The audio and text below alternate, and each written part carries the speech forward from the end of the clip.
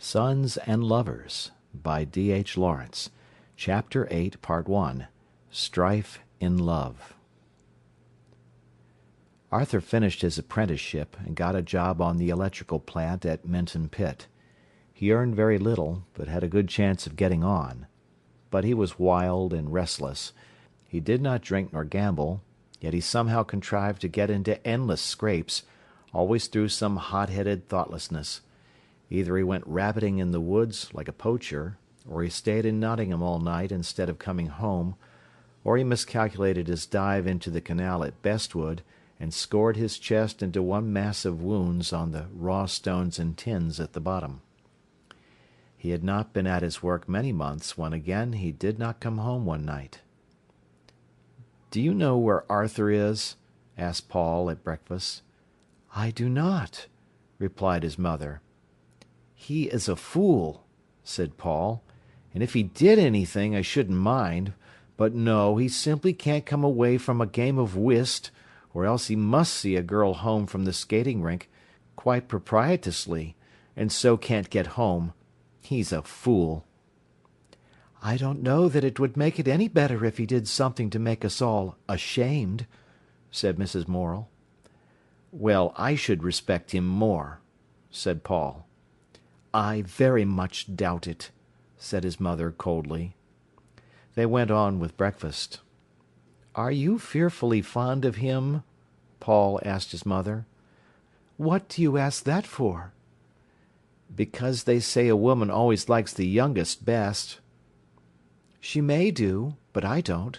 No, he wearies me." "And you'd actually rather he was good?" "I'd rather he'd showed some of a man's common sense." Paul was raw and irritable. He also wearied his mother very often. She saw the sunshine going out of him, and she resented it. As they were finishing breakfast came the postman with a letter from Derby. Mrs. Morel screwed up her eyes to look at the address. "Give it here, blind eye!" exclaimed her son, snatching it away from her. She started, and almost boxed his ears. "It's from your son Arthur," he said. "What now?" cried Mrs. Morel.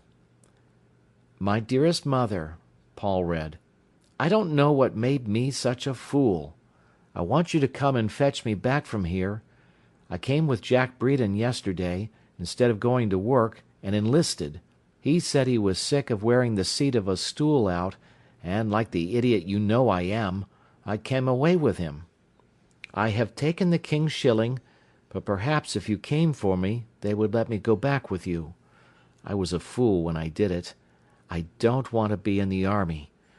My dear mother, I am nothing but a trouble to you, but if you get me out of this, I promise I will have more sense and consideration." Mrs. Morel sat down in her rocking-chair. "Well now," she cried, "let him stop." "Yes," said Paul, "let him stop." There was silence. The mother sat with her hands folded in her apron, her face set, thinking. "If I'm not sick!"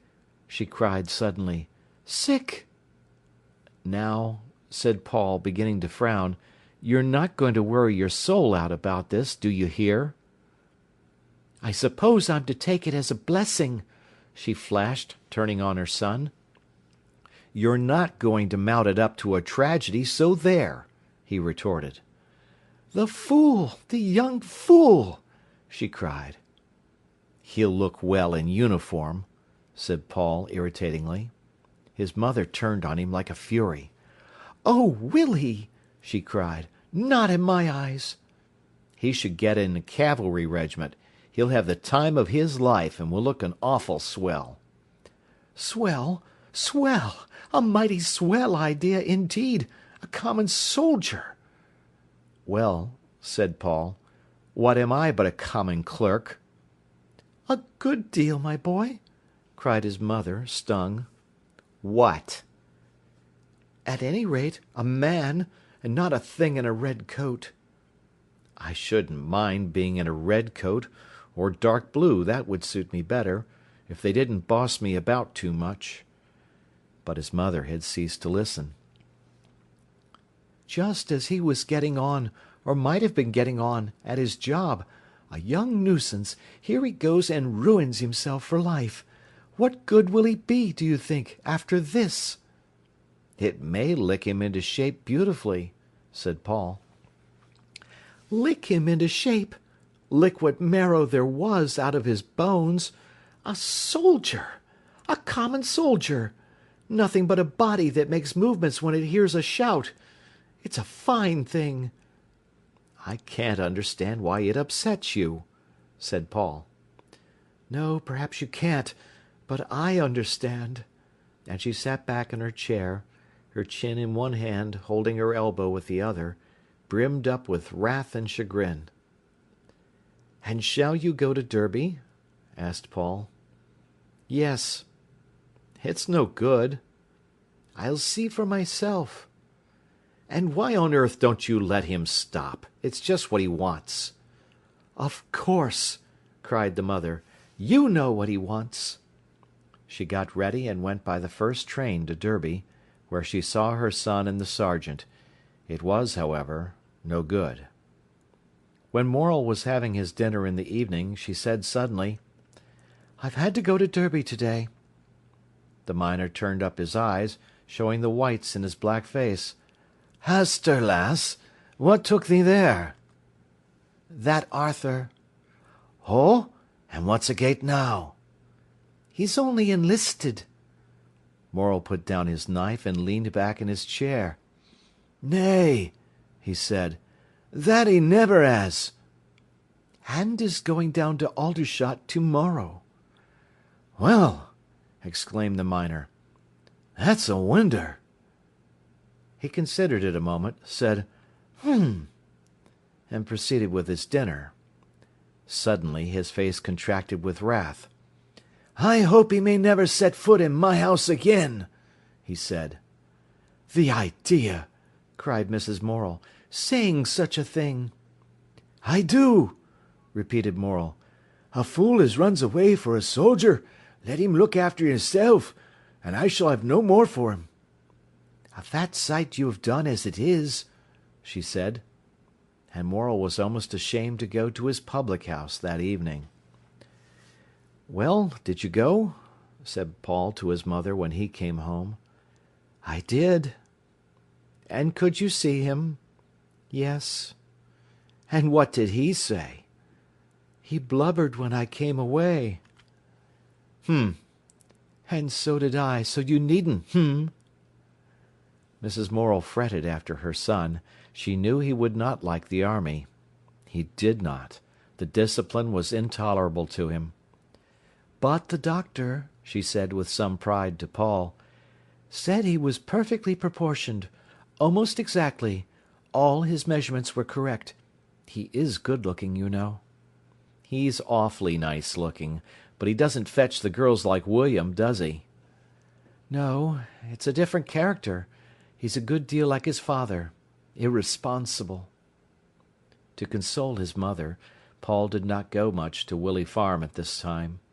And in the autumn exhibition of students' work in the castle he had two studies, a landscape in water-colour and a still life in oil, both of which had first prize awards. He was highly excited. "What do you think I've got for my pictures, mother?" he asked, coming home one evening. She saw by his eyes he was glad. Her face flushed. "Now, how should I know, my boy?" "A first prize for those glass jars." "And a first prize for that sketch up at Willey Farm." "Both first?" "Yes." There was a rosy, bright look about her, though she said nothing. "It's nice," he said. "Isn't it?" "It is." "Why don't you praise me up to the skies?" She laughed. "I should have the trouble of dragging you down again," she said. But she was full of joy, nevertheless. William had brought her his sporting trophies. She kept them still, and he did not forgive his death. Arthur was handsome, at least a good specimen, and warm and generous, and probably would do well in the end. But Paul was going to distinguish himself. She had a great belief in him, the more because he was unaware of his own powers. There was so much to come out of him. Life for her was rich with promise. She was to see herself fulfilled. Not for nothing had been her struggle.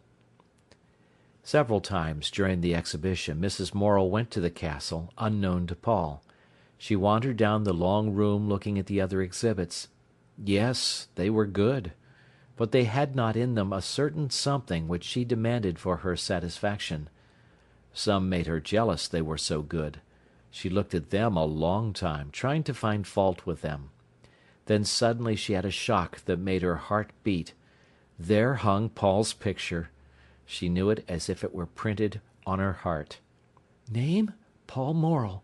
First prize. It looked so strange, there in public, on the walls of the castle gallery, where in her lifetime she had seen so many pictures. And she glanced round to see if anyone had noticed her again in front of the same sketch. But she felt a proud woman. When she met well-dressed ladies going home to the park, she thought to herself, "Yes, you look very well, but I wonder if your son has 2 first prizes in the castle." And she walked on, as proud a little woman as any in Nottingham. And Paul felt he had done something for her, if only a trifle. All his work was hers. One day, as he was going up Castle Gate, he met Miriam. He had seen her on the Sunday, and had not expected to meet her in town. She was walking with a rather striking woman, blonde, with a sullen expression, and a defiant carriage. It was strange how Miriam, in her bowed, meditative bearing, looked dwarfed beside this woman with the handsome shoulders. Miriam watched Paul searchingly. His gaze was on the stranger, who ignored him. The girl saw his masculine spirit rear its head. "Hello," he said. "You didn't tell me you were coming to town." "No," replied Miriam, half apologetically. "I drove into Cattle Market with father." He looked at her companion. "I've told you about Mrs. Dawes," said Miriam huskily. She was nervous. "Clara, do you know Paul?" "I think I've seen him before," replied Mrs. Dawes indifferently, as she shook hands with him. She had scornful grey eyes, a skin like white honey, and a full mouth, with a slightly lifted upper lip that did not know whether it was raised in scorn of all men or out of eagerness to be kissed, but which believed the former. She carried her head back, as if she had drawn away, in contempt, perhaps from men also. She wore a large, dowdy hat of black beaver, and a sort of slightly affected simple dress that made her look rather sack-like. She was evidently poor, and had not much taste. Miriam usually looked nice. "Where have you seen me?" Paul asked of the woman. She looked at him as if she would not trouble to answer. Then, "Walking with Louis Travers," she said. Louis was one of the Spiral girls. "Why, do you know her?" he asked. She did not answer. He turned to Miriam. "Where are you going?" he asked. "To the castle." "What train are you going home by?" "I am driving with father. I wish you could come too. What time are you free?" "You know not till 8 tonight, damn it!" And directly the two women moved on. Paul remembered that Clara Dawes was the daughter of an old friend of Mrs. Leivers.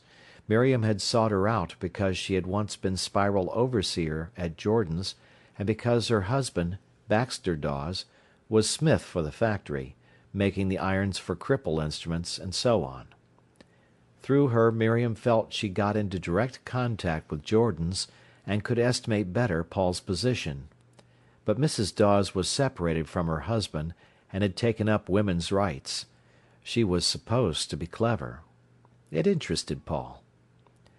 Baxter Dawes he knew and disliked. The smith was a man of 31 or 32. He came occasionally through Paul's corner, a big, well-set man, also striking to look at, and handsome.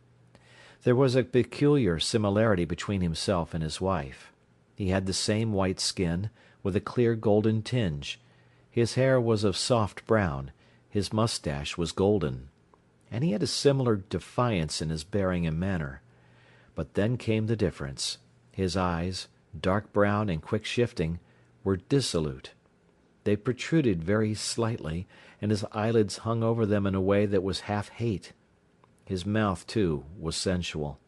His whole manner was of cowed defiance, as if he were ready to knock anybody down who disapproved of him, perhaps because he really disapproved of himself. From the first day he had hated Paul. Finding the lad's impersonal, deliberate gaze of an artist on his face, he got into a fury. "What are yer looking at?" he sneered, bullying. The boy glanced away, but the smith used to stand behind the counter and talk to Mr. Pappleworth. His speech was dirty, with a kind of rottenness. Again he found the youth with his cool, critical gaze fixed on his face. The smith started round as if he had been stung. "What are you looking at, 3 ha'porth of pap?" he snarled. The boy shrugged his shoulders slightly. "Why, you're—" shouted Dawes. "Leave him alone," said Mr. Pappleworth, in that insinuating voice which means, "He's only one of your good little sops who can't help it." Since that time the boy used to look at the man every time he came through with the same curious criticism, glancing away before he met the smith's eye. It made Dawes furious. They hated each other in silence. Clara Dawes had no children. When she had left her husband, the home had been broken up, and she had gone to live with her mother. Dawes lodged with his sister. In the same house was a sister-in-law, and somehow Paul knew that this girl, Louie Travers, was now Dawes's woman. She was a handsome, insolent hussy, who mocked at the youth, and yet flushed if he walked along to the station with her as she went home. The next time he went to see Miriam it was Saturday evening. She had a fire in the parlour and was waiting for him. The others, except her father and mother and the young children, had gone out, so the two had the parlour together. It was a long, low, warm room. There were 3 of Paul's small sketches on the wall, and his photo was on the mantelpiece. On the table, and on the high old rosewood piano, were bowls of coloured leaves. He sat in the armchair. She crouched on the hearthrug near his feet. The glow was warm on her handsome, pensive face, as she kneeled there like a devotee. "What did you think of Mrs. Dawes?" she asked quietly. "She doesn't look very amiable," he replied. "No, but don't you think she's a fine woman?" she said in a deep tone. "Yes, in stature, but without a grain of taste. I like her for some things. Is she disagreeable?" "I don't think so. I think she's dissatisfied." "What with?" "Well, how would you like to be tied for life to a man like that?" "Why did she marry him, then, if she was to have revulsions so soon?" "Ay, why did she?" repeated Miriam bitterly. "And I should have thought she had enough fight in her to match him," he said. Miriam bowed her head. "I?" she queried satirically. "What makes you think so?" "Look at her mouth, made for passion, and the very setback of her throat."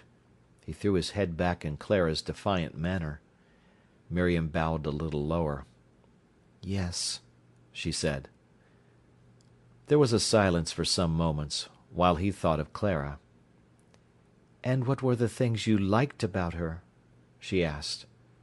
"I don't know. Her skin and the texture of her, and I don't know. There's a sort of fierceness somewhere in her. I appreciate her as an artist, that's all." "Yes." He wondered why Miriam crouched there, brooding in that strange way. It irritated him. "You don't really like her, do you?" he asked the girl. She looked at him with her great dazzled dark eyes. "I do," she said. "You don't. You can't, not really." "Then what?" she asked slowly. I don't know. Perhaps you like her because she's got a grudge against men." That was probably one of his own reasons for liking Mrs. Dawes, but this did not occur to him. They were silent. There had come into his forehead a knitting of the brows which was becoming habitual with him, particularly when he was with Miriam. She longed to smooth it away, and she was afraid of it. It seemed the stamp of a man who was not her man in Paul Morel. There were some crimson berries among the leaves in the bowl. He reached over and pulled out a bunch. "If you put red berries in your hair," he said, "why would you look like some witch or priestess, and never like a reveller?" She laughed with a naked, painful sound. "I don't know," she said. His vigorous warm hands were playing excitedly with the berries. "Why can't you laugh?" he said. "You never laugh laughter. You only laugh when something is odd or incongruous, and then it almost seems to hurt you." She bowed her head as if he were scolding her. "I wish you could laugh at me just for 1 minute. Just for 1 minute. I feel as if it would set something free." "But," and she looked up at him with eyes frightened and struggling, "I do laugh at you. I do." "Never. There's always a kind of intensity. When you laugh, I could always cry. It seems as if it shows up your suffering. Oh, you make me knit the brows of my very soul and cogitate." Slowly she shook her head despairingly. "I'm sure I don't want to," she said. "I'm so damned spiritual with you always," he cried. She remained silent, thinking, "Then why don't you be otherwise?" But he saw her crouching, brooding figure, and it seemed to tear him in two. "But there, it's autumn," he said, "and everybody feels like a disembodied spirit then." There was still another silence. This peculiar sadness between them thrilled her soul. He seemed so beautiful with his eyes gone dark, and looking as if they were deep as the deepest well. "You make me so spiritual," he lamented, "and I don't want to be spiritual." She took her finger from her mouth with a little pop, and looked up at him almost challenging. But still her soul was naked in her great dark eyes, and there was the same yearning appeal upon her. If he could have kissed her in abstract purity, he would have done so. But he could not kiss her thus, and she seemed to leave no other way. And she yearned to him. He gave a brief laugh. "Well," he said, "get that French and we'll do some Verlaine." "Yes," she said in a deep tone, almost of resignation, and she rose and got the books. And her rather red, nervous hands looked so pitiful, he was mad to comfort her and kiss her. But then he dared not, or could not. There was something prevented him. His kisses were wrong for her. They continued the reading till 10 o'clock, when they went into the kitchen, and Paul was natural and jolly again with the father and mother. His eyes were dark and shining. There was a kind of fascination about him. When he went into the barn for his bicycle, he found the front wheel punctured. "Fetch me a drop of water in a bowl," he said to her. "I shall be late, and then I shall catch it." He lighted the hurricane lamp, took off his coat, turned up the bicycle, and set speedily to work. Miriam came with the bowl of water and stood close to him, watching. She loved to see his hands doing things. He was slim and vigorous, with a kind of easiness even in his most hasty movements. And busy at his work he seemed to forget her. She loved him absorbedly. She wanted to run her hands down his sides. She always wanted to embrace him, so long as he did not want her. "There," he said, rising suddenly. "Now could you have done it quicker?" "No," she laughed. He straightened himself. His back was towards her. She put her 2 hands on his sides, and ran them quickly down. "You are so fine," she said. He laughed, hating her voice, but his blood roused to a wave of flame by her hands. She did not seem to realise him in all this. He might have been an object. She never realised the male he was. He lighted his bicycle lamp, bounced the machine on the barn floor to see that the tires were sound, and buttoned his coat. "That's all right," he said. She was trying the brakes that she knew were broken. "Did you have them mended?" she asked. "No." "But why didn't you?" "The back one goes on a bit." "But it's not safe." "I can use my toe." "I wish you'd had them mended," she murmured. "Don't worry.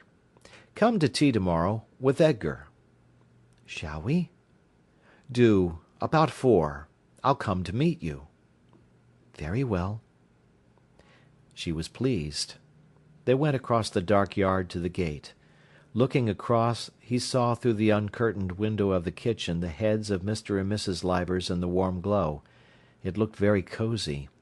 The road, with pine trees, was quite black in front. "Till tomorrow," he said, jumping on his bicycle. "You'll take care, won't you?" she pleaded. "Yes." His voice already came out of the darkness. She stood a moment watching the light from his lamp race into obscurity along the ground. She turned very slowly indoors. Orion was wheeling up over the wood, his dog twinkling after him, half smothered. For the rest, the world was full of darkness, and silent, save for the breathing of cattle in their stalls. She prayed earnestly for his safety that night. When he left her, she often lay in anxiety, wondering if he had got home safely. He dropped down the hills on his bicycle. The roads were greasy, so he had to let it go. He felt a pleasure as the machine plunged over the second, steeper drop in the hill. "Here goes," he said. It was risky, because of the curve and the darkness at the bottom, and because of the brewers' wagons with drunken wagoners asleep. His bicycle seemed to fall beneath him, and he loved it. Recklessness is almost a man's revenge on his woman. He feels he is not valued, so he will risk destroying himself to deprive her altogether. The stars on the lake seemed to leap like grasshoppers, silver upon the blackness, as he spun past. Then there was the long climb home. "See, mother?" he said, as he threw her the berries and leaves onto the table. She said, glancing at them, then away again. She sat reading, alone, as she always did. "Aren't they pretty?" "Yes." He knew she was cross with him. After a few minutes he said, "Edgar and Miriam are coming to tea tomorrow." She did not answer. "You don't mind?" Still she did not answer. "Do you?" he asked. "You know whether I mind or not." "I don't see why you should. I have plenty of meals there." "You do." "Then why do you begrudge them tea?" "I begrudge whom tea?" "What are you so horrid for?" "Oh, say no more. You've asked her to tea, it's quite sufficient. She'll come." He was very angry with his mother. He knew it was merely Miriam she objected to. He flung off his boots and went to bed. Paul went to meet his friends the next afternoon. He was glad to see them coming. They arrived home at about 4 o'clock. Everywhere was clean and still for Sunday afternoon. Mrs. Morel sat in her black dress and black apron. She rose to meet the visitors. With Edgar she was cordial, but with Miriam cold and rather grudging. Yet Paul thought the girl looked so nice in her brown cashmere frock. He helped his mother to get the tea ready. Miriam would have gladly proffered, but was afraid. He was rather proud of his home. There was about it now, he thought, a certain distinction. The chairs were only wooden, and the sofa was old, but the hearthrug and cushions were cosy, the pictures were prints in good taste, there was a simplicity in everything, and plenty of books.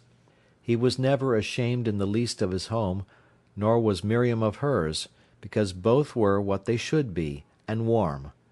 And then he was proud of the table. The china was pretty, the cloth was fine. It did not matter that the spoons were not silver, nor the knives ivory handled. Everything looked nice. Mrs. Morel had managed wonderfully while her children were growing up, so that nothing was out of place. Miriam talked books a little. That was her unfailing topic, but Mrs. Morel was not cordial, and turned soon to Edgar. At first Edgar and Miriam used to go into Mrs. Morel's pew. Morel never went to chapel, preferring the public house. Mrs. Morel, like a little champion, sat at the head of her pew, Paul at the other end, and at first Miriam sat next to him. Then the chapel was like home. It was a pretty place, with dark pews and slim, elegant pillars, and flowers. And the same people had sat in the same places ever since he was a boy. It was wonderfully sweet and soothing to sit there for an hour and a half, next to Miriam, and near to his mother, uniting his two loves under the spell of the place of worship. Then he felt warm and happy and religious at once. And after chapel he walked home with Miriam, whilst Mrs. Morel spent the rest of the evening with her old friend Mrs. Burns. He was keenly alive on his walks on Sunday nights with Edgar and Miriam. He never went past the pits at night, by the lighted lamp-house, the tall black headstocks and lines of trucks, past the fans spinning slowly like shadows, without the feeling of Miriam returning to him, keen and almost unbearable. She did not very long occupy the Morels' pew. Her father took one for themselves once more. It was under the little gallery, opposite the Morels. When Paul and his mother came in the chapel, the Livers' pew was always empty. He was anxious for fear she would not come. It was so far, and there were so many rainy Sundays. Then, often very late indeed, she came in, with her long stride, her head bowed, her face hidden under her bat of dark green velvet. Her face, as she sat opposite, was always in shadow, but it gave him a very keen feeling, as if all his soul stirred within him, to see her there. It was not the same glow, happiness, and pride that he felt in having his mother in charge. Something more wonderful, less human, and tinged to intensity by a pain, as if there were something he could not get to. End of Part 1 of Chapter 8.